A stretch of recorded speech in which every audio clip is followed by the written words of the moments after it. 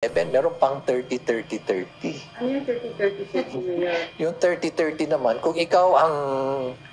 ikaw ang host ng sortie, you get 30-30 million. 90 million lahat yun.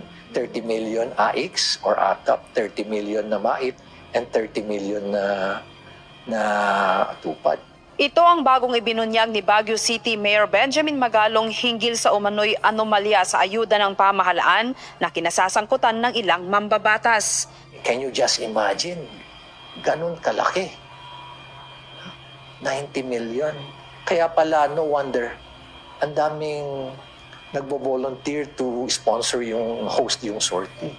Kasi nga yung ganun kalaking incentive nila. Dagdag pa ng alkalde na may ibang mambabatas na walang limitasyon ang nakukulimbat sa ayuda. Nalaman ko rin pala na may mga entitled na mga congressmen na congresswomen na halos unlimited yung kanilang AKAP funds.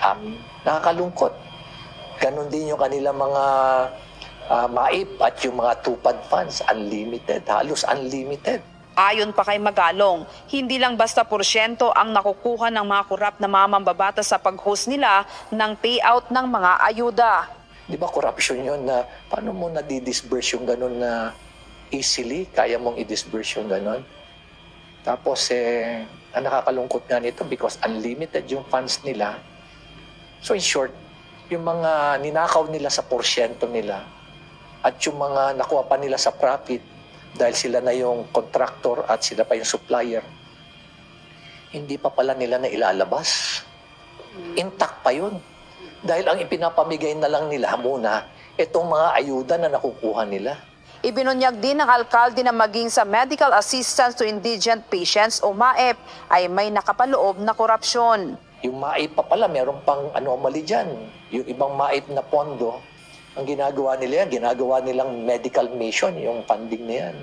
At doon sa medical mission na yan, i-jack up nila yung price ng medicine at yung services nila para may rebate na ibabalik doon sa politiko. Ikinadismaya ni Mayor Magalong ang tila kawalan ng pakiramdam ng matiwaling mambabatas na ang dapat sanay pakinabangan ng mahihirap nating kababayan ay napupunta pa sa kanila. Nakakalungkot isipin na ganun na katindi, ganun na ang level ng corruption na as if it's now being committed with impunity.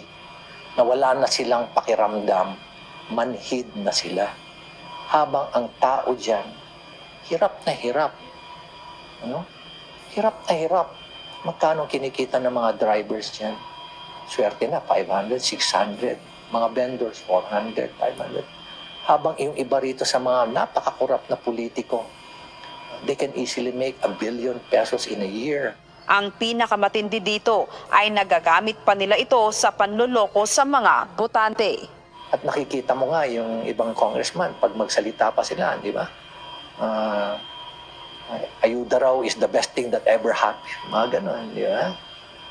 O kaya kung wala si ganito, walang AKAP. Wala si ganito, walang MAIP. Kung wala si ganito, walang tupad. Yun pa lang na, those messaging, alam mo na kung ano ibig sabihin. Grace Doctor Lero, UNTV News.